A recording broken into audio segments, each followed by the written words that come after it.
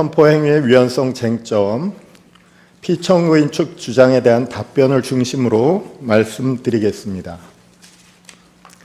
피청구인의 비상계엄 선포 행위는 헌법상 요건과 절차를 전혀 갖추지 않은 위헌적인 비상계엄 선포 행위였습니다. 그럼에도 피청구인 측은 정당한 비상계엄 선포였다고 주장하고 있습니다. 첫 번째, 야당의 입법 독재 주장이며, 두 번째, 부정선거 주장이며, 세 번째, 아무런 피해 없는 계엄 주장입니다. 하나하나 차례차례 살펴보겠습니다. 야당의 입법 독재 주장에 관하여 보겠습니다. 피청구인은 야당의 반복적인 탄핵소추 등으로 인해서 국가 비상사태가 발생했다고 주장하고 있습니다. 여야의 대립 속에서도 타협과 양보를 만들어내는 것이 대의민주주의며 정당민주주의입니다. 하지만 피청구인은 독선과 일방의 정치를 시행하였습니다. 야당과의 대화를 일관되게 거부했습니다. 마침내 22대 국회의원 선거 결과 여소야대의 국회가 구성되었습니다. 이것은 피청구인의 독선과 불통의 정치에 대한 국민들의 심판이었습니다. 하지만 이 이후에도 일방의 정치는 계속되었습니다. 25건의 법률안 거부권을 행사하는 과정에서 협상과 타협은 존재하지 않았습니다. 야당이 자행했다는 입법 독재의 실제 모습을 보겠습니다.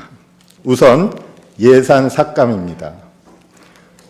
올해 정부 예산 총액 대비 0.6%에 불과한 액수가 감액되었습니다.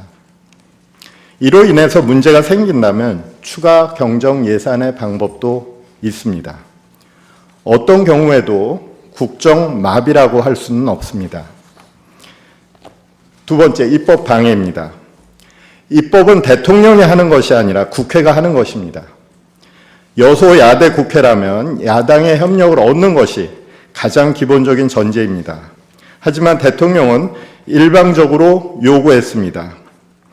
입법 방해 주장은 자신이 원하는 내용의 입법을 원하는 시기에 하지 않았다는 비난에 다름 아닙니다. 탄핵소추입니다. 탄핵소추는 국회의 권한이며 책임입니다. 그 결정은 헌법재판소에서 내려질 것입니다. 만일 야당의 탄핵소추 권한 행사가 과도하였다면 국민들이 다음 선거에서 정치적으로 투표를 통해서 심판할 것입니다. 이것이 대의민주주의의 작동 방식입니다. 종합적으로 볼 때 야당의 권한 행사로 인한 국정 마비는 없었습니다. 대한민국의 정치가 이상적인 것은 아닙니다. 갈등과 대립의 정치는 국민들을 실망시키고 있습니다. 이것은 여야 모두의 책임입니다. 하지만 이런 속에서도 정치권이 지켜왔던 최소한의 원칙은 있습니다. 그것은 상대방을 정치적 견해가 다르다고 해서 반국가 세력으로 비난하지는 않는 원칙입니다. 하지만 피청구인은 야당을 자유민주주의 체제를 붕괴시키는 괴물, 파렴치한 종북 반국가 세력으로 규정하였습니다. 여야가 국회 내에서 정치적 공방을 벌인 것이 국가 비상사태가 될 수는 없습니다. 비상사태에서 국가와 헌법을 수호하기 위한 수단이 비상계엄입니다. 하지만 피청구인은 이 수단을 정치적 상대를 제압하기 위한 수단으로 악용하였습니다. 이것은 자유민주주의 기본질서를 부정하는 헌정 파괴 행위입니다. 결국 야당의 입법 독재로 인한 국가 비상사태 주장은 허구이며 대의민주주의 원칙에 위반되는 잘못된 주장입니다. 다음으로 선거 부정 주장에 관해서 보겠습니다. 피청구인은 대규모 선거 부정 등에 의한 의혹 때문에 비상계엄을 선포했다고 주장하고 있습니다.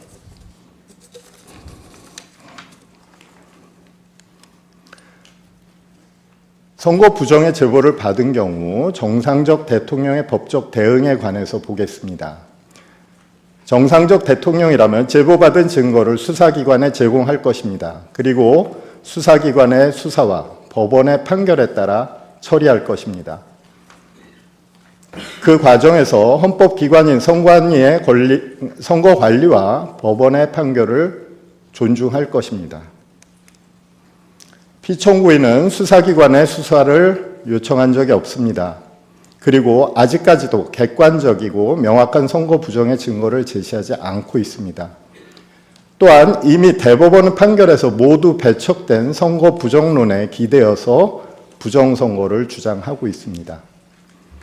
또한 국정원에서 선거관리위원회 시스템을 점검했고 그 지적사항이 보완되었음에도 아직까지도 선관위 시스템에 대한 의혹을 제기하고 있습니다.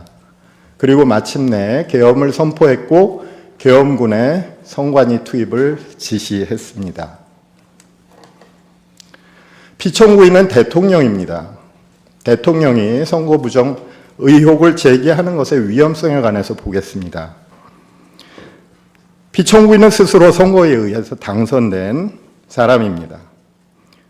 또한 선거에 계속 참여하는 정당의 최고 지도자입니다.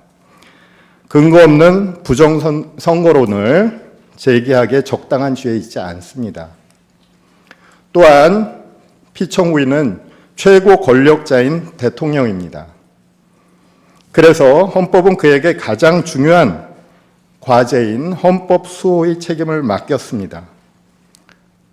선거 부정은 민주주의의 핵심입니다. 최고 권력자인 대통령이 부정선거 의혹을 제기한다면 그에 대한 국민들의 신뢰가 흔들릴 것입니다. 헌법이 흔들리는 것입니다. 또한 피청구인은 헌법기관인 대법원과 선관위의 신뢰에 대한 침해를 했습니다. 헌법을 수호해야 할 대통령의 사명과 책임에 대한 배신이라고 할 것입니다. 피청구인은 비상계엄을 선포했고 군 병력을 선관위에 투입해서 서버를 압수수색하고자 했습니다. 선관위 직원을 체포 구금하여 조사하려는 계획까지 세웠습니다. 이것은 헌정 질서 침해 행위입니다.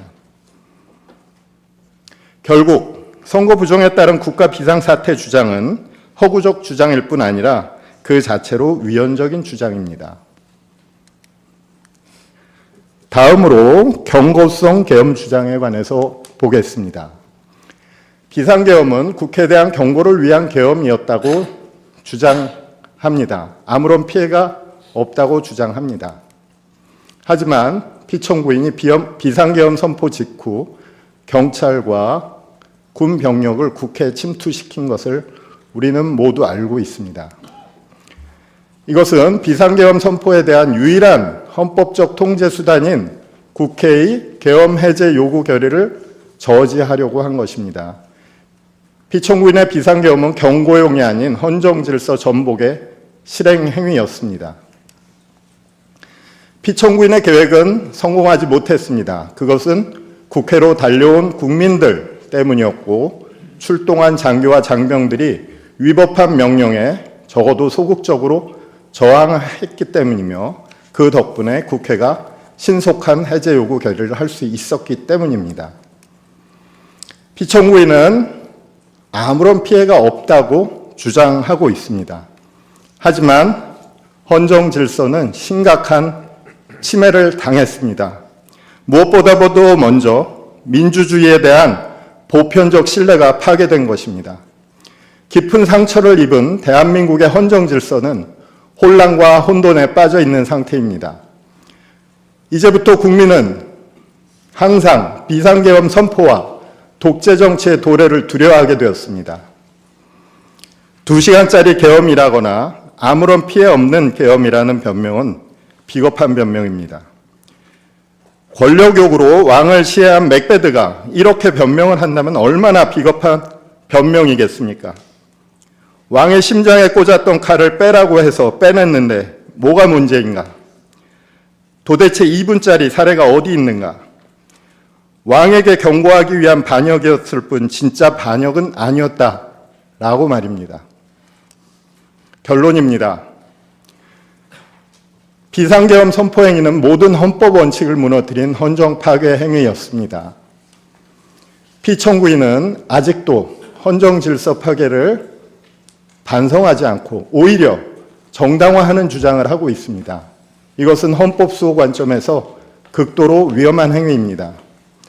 따라서 피청구인은 대한민국 헌법과 민주공화국의 이름으로 신속히 파면되어야 합니다. 이상입니다.